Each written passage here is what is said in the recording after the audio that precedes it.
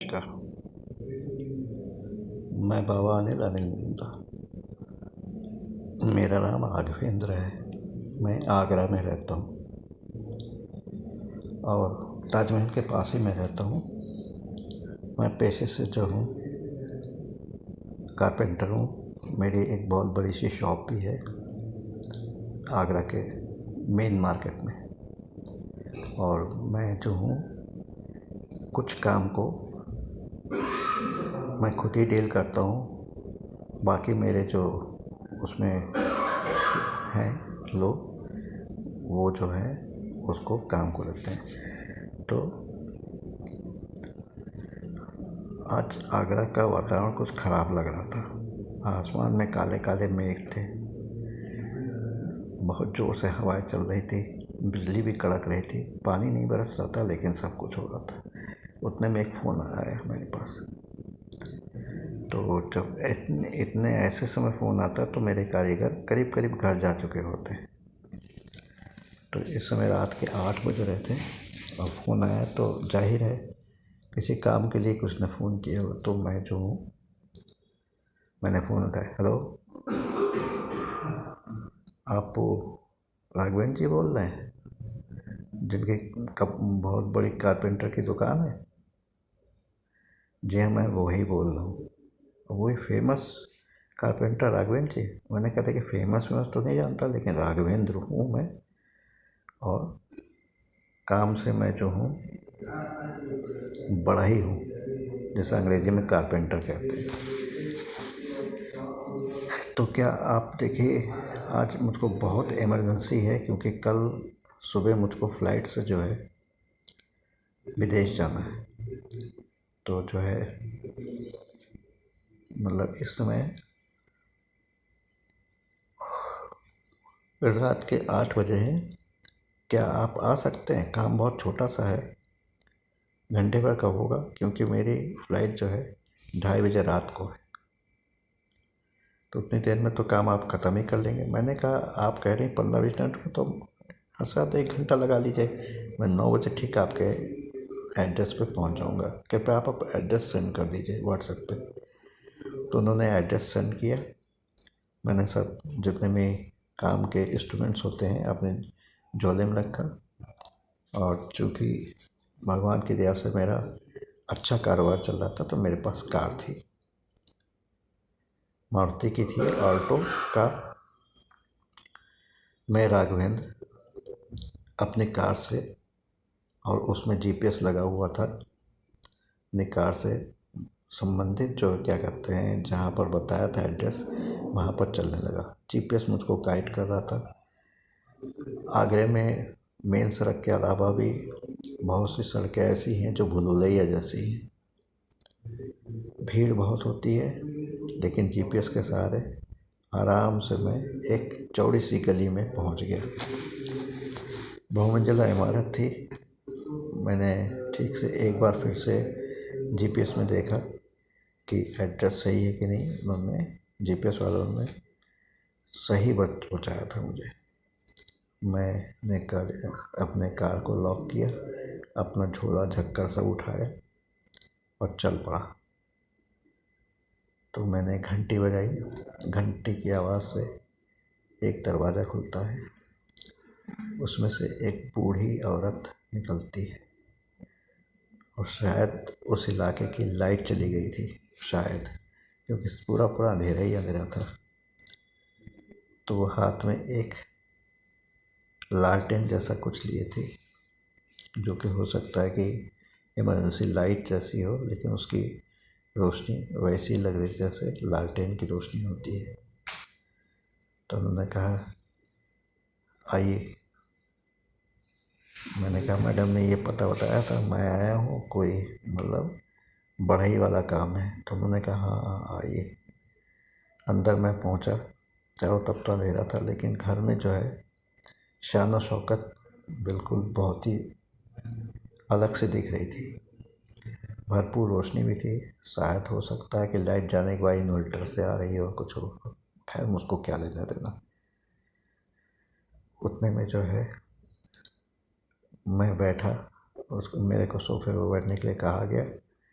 सामने फिर वही बूढ़ी माता जी कहिए, वो मेरे लिए कोल्ड ड्रिंक ले आई और जो है कुछ वो ले आई, नाश्ते का सामान। तो मैंने संकोच किया, एक तो अनजानी जगह, चारों तरफ में बिल्कुल सन्नाटा, कोई भी नहीं, और फिर किसी के कहने पर मैं पहुंचा हूँ यहाँ पर, कोई भी मुझको दिख नहीं रहा है कि कौन है कौन नहीं।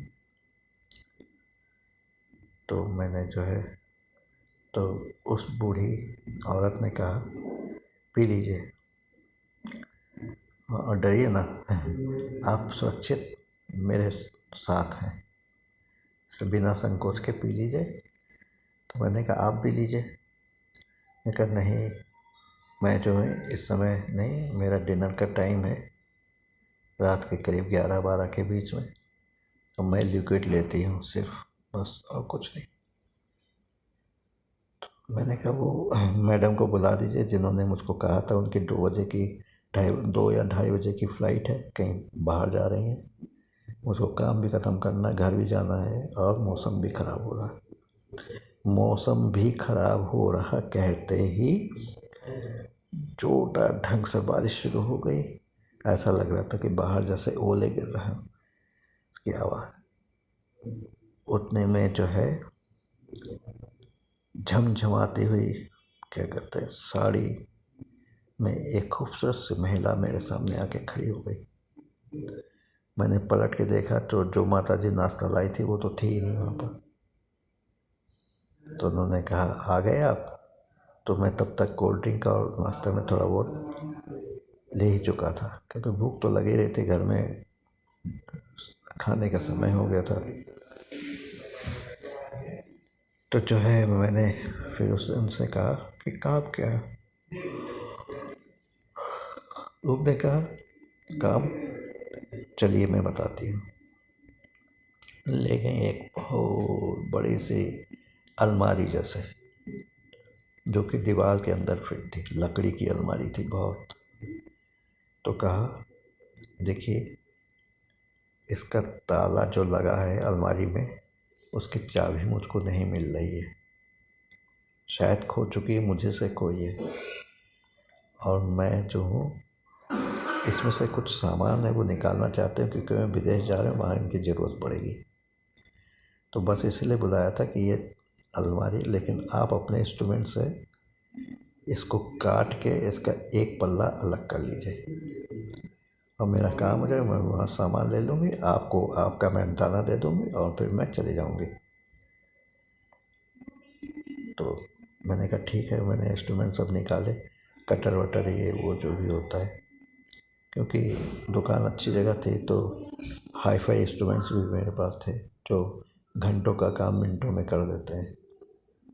मैंने जो है उसको इलेक्ट्रिक पैनल देखा कहाँ पर है, तो देखा थोड़ी देर ऊपर है इलेक्ट्रिक पैनल, मुश्किल से 5-6 फुट का।